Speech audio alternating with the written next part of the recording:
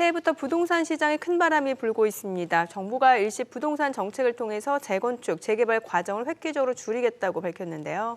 네, 재건축과 재개발이 큰 호재로 여겨지는 경매 시장에는 과연 어떤 영향을 미칠지 오늘은 HRD 서울경매법률교육원의 김태경 원장님 모시고 자세한 내용 알아보겠습니다. 안녕하세요, 어서 원장님. 오세요. 안녕하십니까? 예, 지금 우리가 뭐 일십대책 이렇게 해바뀌고 나서 많이들 얘기를 합니다. 핵심이 그거 같은데 재건축하고 재개발에 좀 속도감을 네, 그렇습니다. 불어넣어주겠다는 것인데 이 부동산 쪽의 전문가로서 이번 발표 어떻게 보십니까, 원장님? 네, 이미 뭐 결과를 보셨겠지만 예. 네, 시장에 큰 영향은 없습니다. 큰 영향은 없다. 네. 자, 이 우리가 이제 투자함에 있어서 이 네. 정책하고 예. 우리의 투자자의 입장이 좀 다릅니다. 그래서 정책 입장에서는 단기적으로 건설 경기를 살려야 되고 또 장기적으로는 주택 가격을 안정화시켜야 되거든요. 이게 사실 이 자체가 모순이거든요. 그렇죠. 좀 말이 앞뒤가. 그렇습니다. 예. 그리고 지금 상황이 주택 가격이 많이 하락한 상태가 아니고요. 일부 올라 있는 상태이기 때문에 여기서 이제 또 주택 가격이 상승되는 거에 대한 부담을 정부는 가질 수밖에 없거든요. 이런 상황에서 지금 이도저도 아닌 애매한 정책이 발표되지 않았나. 애매한 정책이 네. 되어버렸다. 아하. 그래요. 사실 이번 발표에서 가장 화제가 된 게 안전 진단 없이도 재건축을 할 수 있다. 그러니까 일종의 패스트 트랙으로 좀 이해가 되는데 이게 실효성에 대해서 굉장히 회의적인 의견도 꽤 많은 것 같거든요. 네, 맞습니다. 예. 일단은 사업 추진 자체가 이제 빨라진다는 거는 굉장히 좋은 일인 건 맞습니다. 네, 네. 근데 이제 제가 실제로 재건축 사업을 이제 사업 관리를 해보고 아. 해본 경험상 보면 예. 실제로 하나의 요소일 뿐이고요. 가장 중요한 요소는 기본적으로 사업성인데 이 사업성의 핵심 요소는 새로 짓는 아파트, 그러니까 종후 자산으로 표현하죠. 요 아파트 가격이 높을 때 개발 이익을 조합이 다 가져가게 되거든요. 네. 네, 그렇기 때문에 굳이 이 기간이 단축된다고 해서 이렇게 뭐 크게 사업성이 바뀐다거나 하지는 않는 걸로 보입니다. 지금 그래요. 아니 그러면 지금 이게 나오고 나서 현재 좀 우리 원장님 보시기에 실제 우리도 그러면 재건축을 하든 재개발을 하든 뭐 그런 움직임이 아직까지는 가시적으로 안 보인단 말씀인가요? 네, 그렇습니다. 그러니까 기간이 단축된다고 막 사업이 잘 되는 건 아니거든요, 네. 사실. 네. 하지만 일부 측면에서는 이제 신규로 사업을 추진할 수 있는 여지가 좀 생길 것이고요. 네. 기존에 얘기가 없었던 곳, 그다음에 기존에 이제 이미 사업성을 확보한 상태에서 사업을 할 만한 단지는 희소식이다 이렇게 볼 수 있겠습니다.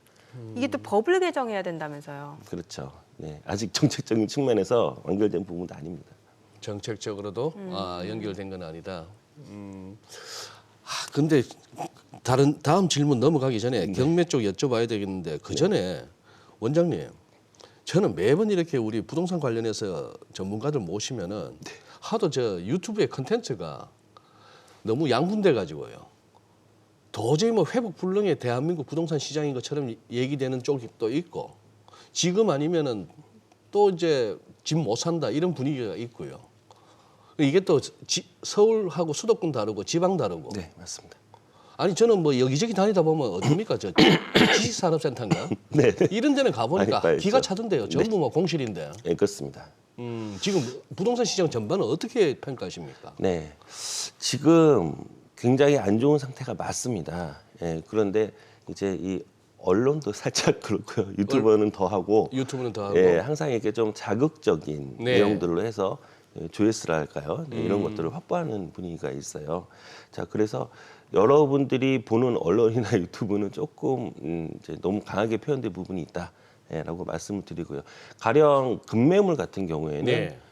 인근에 뭐 1000건, 10,000건 중에 하나 일어날까 말까 한 최저 급매물을 갖다가 마치 시세인 양 아하. 얘기하는 예, 경우가 많아요. 예. 이래야 또 무주택자들이 좋아하거든요. 아, 예. 네, 거꾸로 정부 정책에서는요 굉장히 많이 빠졌어요. 실제로는 10% 빠졌는데 통계상으로는 2% 빠진 걸로 나옵니다. 이게 전체적으로 다 합쳐서 가중평균을 냈기 때문에 그렇거든요. 네, 네. 그래서 우리 투자자 입장에서 말씀을 드린다면 네. 정부 정책은 실제 상황보다 좀 완화돼 있다. 정부의 통계는 이렇게 보시면 되고요. 유튜브나 언론은 오히려 조금 더 과장돼 있다. 과장돼 있다. 이런 측면을 같이 보시는 게 맞지 않을까 합니다. 그럼 경매 시장 좀 바로 좀 여쭤볼게요. 지금 네. 서울 아파트 경매 낙찰가율이 지금 두 달째 내림세라고 하는데, 네, 그렇습니다. 그러니까 그만큼 낙찰도 잘 안 된다라는 거잖아요. 네, 그렇습니다. 예. 그러니까 경매 매물 자체도 쌓이고 있다라는 거고. 그러면 이게 재건축 완화로 좀 분위기가 바뀔 수 있는 건가요? 어떻게 봐야 그래서 되는 거예요? 이번에 몇 가지 좀 사례들을 봤는데 예. 별로 변화가 별로 없습니다. 변화가 없어요. 네, 기본적으로 이제 재건축이 빨리 추진된다든가 사업성이 확보돼야 되는데 뭐 잘 아시겠지만 지금 건축비 인상돼 있죠. 인건비 많이 올라와 있고, 네. 그다음에 건설사들 PF 위기 때문에 지급 보증 한도가 좀 차 있어요. 예. 여러 가지 악재가 같이 있는 상태라서 그러지 않아도 재건축 사업 자체가 사업성이 안 좋아진 상태거든요. 그래서 여기서 이제 우리가 기간을 단축해 준다고 해서 획기적으로 사업이 뭐 잘 진행되다거나 사업성이 생기거나 그러진 않을 걸로 보입니다.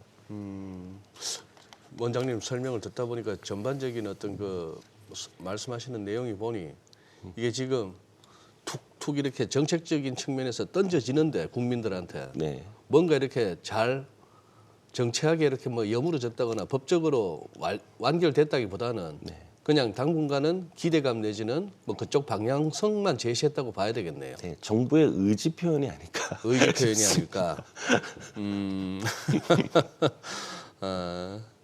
지금이 그러면 지금 전반적으로 안 좋다는 말씀인데 부동산 쪽이. 그렇습니다. 네. 그럼 이게 지금 이게 경매를 갖다가 이렇게 관심을 두고 계신 분들에게 이 경매에 도전하기 좋은 타이밍입니까? 아니면 더 기다려야 됩니까?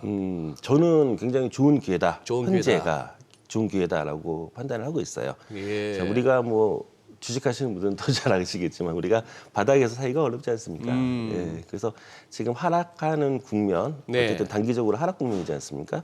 이 상태에서 경매로 더 싸게 잡을 기회가 있거든요. 예. 자, 그런데 우리가 그냥 기다리다가 이제 저점을 치고 다시 일부 상승했거나 했을 때는 그 예전 가격에 대한 기억 때문에 아마 투자가 쉽지 않을 겁니다.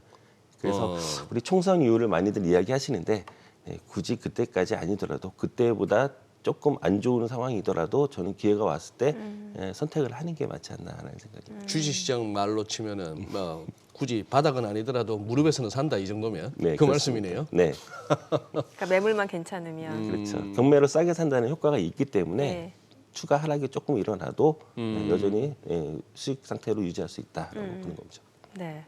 앞서 제가 좀 질문드렸던 내용인데 이번에 그 안전 진단 없이도 그러니까 재건축 재개발이 좀 가능해졌다. 그러니까 이렇게 패스트 트랙으로 여겨졌을 때는 서울 아파트 4채 중에 한 채가 이제 여기에 해당된다라고 하는데 그럼 이거를 사실은 저희 입장에서는 좀 뭐 재건축이나 재개발을 원하는 단지에서는 환호할 만한 소식인데 또 반대로 이 소식이 그렇게 달갑지 않은 곳도 있다면서요. 네, 그렇죠. 이게 좀 지난 얘기긴 한데요. 네. 뉴타운의 역사를 한번 말씀드리고 싶어요. 뉴타운. 네. 예전에 우리 뉴타운 때 예. 서로 이제 뉴타운을 다 확보하려고 지자체들이 노력을 했고요. 거의 서울의 웬만한 지역은 다 뉴타운 예정 지역이었어요. 그런데 결국 사업성이 담보되지 않으니까 사업이 안 되니까 나중에는 건축 허가 제한이 있어갖고 토지도 활용을 못하는 상황이 되거든요. 네. 그래서 뉴타운 해제해달라고도 데모를 하고 난리를 쳤습니다. 네. 그러니까 이때의 기억을 한번 더듬으면 어떨까라는 생각이 들어요. 지금 사업할 수 있는 빨리 사업을 추진할 수 있는 환경을 만들어줬단 말이죠. 근데 문제는 사업이 되냐 안 되냐의 측면에서 봤을 때 사업성이 없는 곳은 결국은 안 되거든요. 그러면 이름만 가지고 갈 뿐이다. 이런 생각이 들어요. 당장 현실적인 의문이 질문이 원장님 저 어디 대규모 단지가 네. 마침내 재건축을 들어갔다고 쳐요. 네. 한 수십 년을 갖다가 언제 재건축 하나 하는데 우리 서울에도 몇 군데 있지 않습니까? 네. 마침내 재건축이 들어가요. 네. 그럼 그 주민들은 어디로 가서 삽니까? 그 재건축 기간 동안에 뭐 다른 곳으로 인근으로 주로 이주가 하고 주로 인근에 네, 그러다 보니까 인근 전세가가 올라가고 이런 일이 생기죠. 전세가가 오르고 그래서 네. 네. 그러면 어차피 여기도 참 요새 증시도 그렇고 부동산도 그렇고 경매 시장도 그렇고 다 하는 얘기가 결국은 옥석가리기네요. 네, 그렇습니다. 네. 근데 전략을 어떻게 가져가면 돼요? 네, 경매 시장 같은 경우에는 그런데 어떻게 보면 이런 시기가 굉장히 좋은 시기예요. 그러니까 어려울 때가 물건도 많아지고 싸게 살 수 있는 좋은 기회이기 때문에 자, 경매 시장의 호황과 우리 부동산 경기의 호황은 좀 반대일 수도 있다라는 말씀을 드리고요. 이따가 핵심적인 얘기인데 지금 경매로 이제 다세대나 단독 투자 부분이 지금 굉장히 유망하게 보여집니다. 아, 차라리 빌라 같은 쪽이 낫다 말씀이에요? 네, 그렇습니다. 의외네요. 저도 왜냐하면 최근에 뭐 전세 사기도 있었고 사실 빌라 같은 그렇죠. 경우는 생각보다 환금성이 떨어진다라는 인식이 꽤 있거든요. 네, 그렇습니다. 저도 이런 이야기를 하게 될 줄 몰랐어요. 예. 네, 하도 이제 아파트 위주로 진행이 예. 됐고 그래 예. 왔는데 이번에 이제 진행 정부 정책과 관련해서 예. 아마 우리가 사업 그 재개발, 이제 소규모 재개발 이런 것들이 여러 가지가 있어요. 우리가 모아타운도 있고 가로주택 정비도 있고 있는데 아마 어느 정도의 노후도만 갖춘 곳은 웬만한 곳은 다 아마 사업이 진행될 수 있는 그런 환경이 맞춰졌습니다. 전에는 시작부터 이제 인허가에 걸려 있었는데 이제 추진할 수 있는 상황이 된 것이죠. 자, 이렇다 보면 아마 소규모 재개발들이 이제 난립을 하지 않을까 생각이 되고요. 이렇게 재개발 구역이 많아지면 어느 곳이 사업이 될지 판단하기가 굉장히 어려워지실 겁니다. 네. 이런 상황에서 기존에 이제 우리가 재개발 투자가 어려운 점이 워낙에 사용 가치가 작은 물건들을 투자를 했었거든요. 예. 예, 너무 낡아서 예. 그래서 이제 주로 뭐 세를 놓는다든가 이런 식으로 버텨왔는데 저는 거꾸로 이번에는 오히려 조금 신규 빌라 버틸 수 있는 빌라들 전세가율도 높고 월세도 잘 나오고 경우에 따라서는 실수요로 사용할 수 있는 물건들 이런 물건들 가지고 가시면 좋을 것 같습니다. 우리 그 월요일 날, 금요일 날 우리 부동산을 다룹니다만 지금 이런 식의 어떤 빌라 쪽에 한번 관심을 가져보라는 말씀은 처음인 것 같아요, 우리 원장님. 그렇죠. 네. 그렇죠. 근데 빌라도 어쨌건 뭐 전세가율이 높고 좀 신축 빌라여야 네. 되고, 그러니까 실수요자가 관심을 가질 수 있을 만한 빌라여야 된다. 그렇습니다. 많이들 의아해하실 텐데요. 예, 이유가 몇 가지 있습니다. 어떤 일단 이유예요? 지금 공사비가 너무 많이 올라서 예. 빌라 이제 허가 착공 완공량이 이제 70%가 날아갔단 말이죠. 그러니까 공급 자체가 네. 그러면 부족해질 수 앞으로는 있다는 거네요. 공급이 거의 전무할 상황으로 보이고요. 그 정도로 그 정도입니까? 네. 그다음에 기본적으로 서울이라는 곳에 아파트만 살 수 있는 건 아니잖아요. 그래서 그렇죠. 서울은 수요가 받쳐지고 있는 상황입니다. 이 상태고요. 그다음에 재개발에 너무 노후된 그 투자를 했을 때 네. 건드리기가 어려웠는데 오히려 전세가율이 지금 조금 오르고 있는 상황이에요. 그다음에 지금 이런 정책이 발표되기 전에는 조금 이렇게 노후도가 덜 진전된 곳은 사업 자체가 불가능했다고요. 근데 지금은 사업이 될 수 있는 곳이 좀 많이 늘어났습니다. 자, 이런 곳 가지고 계시면 부담이 좀 적을 것이다라고 생각이 되고요. 다음에 철저하게 투자 입장에서 좀 말씀을 드려볼게요. 우리가 주식에서도 호재가 있으면 주가에 반영이 되죠. 네. 하지만 그 호재가 반드시 실현돼야 되는 건 아닐 수도 있죠. 네네. 그렇기 때문에 예. 반드시 재개발이 실행이 돼서 신규 아파트가 건설이 되기 이전이라도 그 이슈를 계속 가져갈 수 있는 이점이 있다 이렇게 생각이 됩니다. 그러면 그런 빌라 자체도 좀 경매에서 또 낙찰을 받을 수도 있는 거잖아요. 네, 그렇습니다. 예, 혹시 어떤 식으로 접근을 해야 되는지 좀 알려주시고 또 주의할 점 있으면 어떤 것들이 있을까요? 네, 지금 재미있는 뉴스가 있었는데요. 빌라 물건이 너무 많이 나온다. 그런데 수요자들이 외면한다. 아, 경매 그래- 물량으로요? 네, 예. 언론 보도가 있었어요.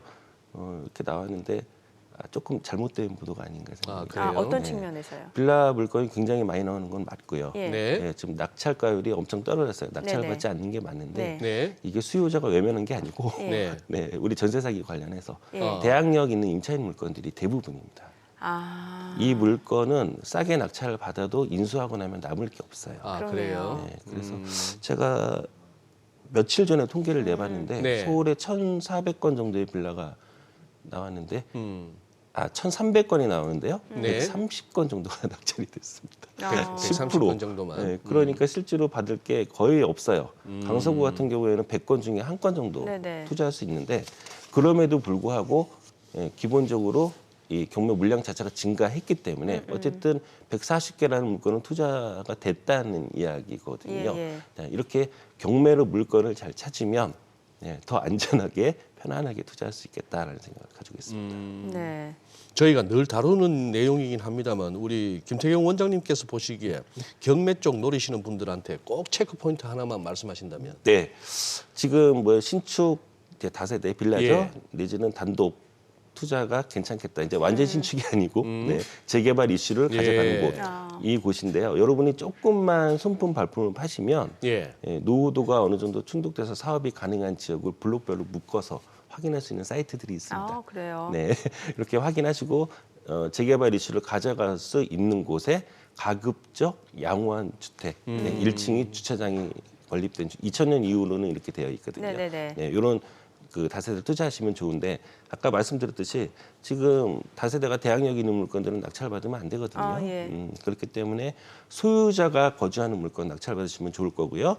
예, 두 번째는 이 대항력 있는 임차인 물건인데 이 전세 사기 대책 관련해서 예, 이분들이 이제 이사를 못 가지 않습니까? 예, 그렇죠. 그래서 정부 대책에서 주택보증공사에서 이거를 인수해서 아. 예, 대항력을 포기하는 물건들이 있습니다. 네네네. 예. 이 물건 점검하시고 요건 낙찰을 받으셔도 됩니다. 네, 근데 같은 동 안에서도 네. 인수되는 물건이 있고 안 되는 물건이 그런 것도 있거든요. 체크해 이건 잘 봐야겠네요. 체크하셔야 됩니다. 예, 오늘 내용 잘 들었습니다. 고맙습니다. 네, 감사합니다. 네.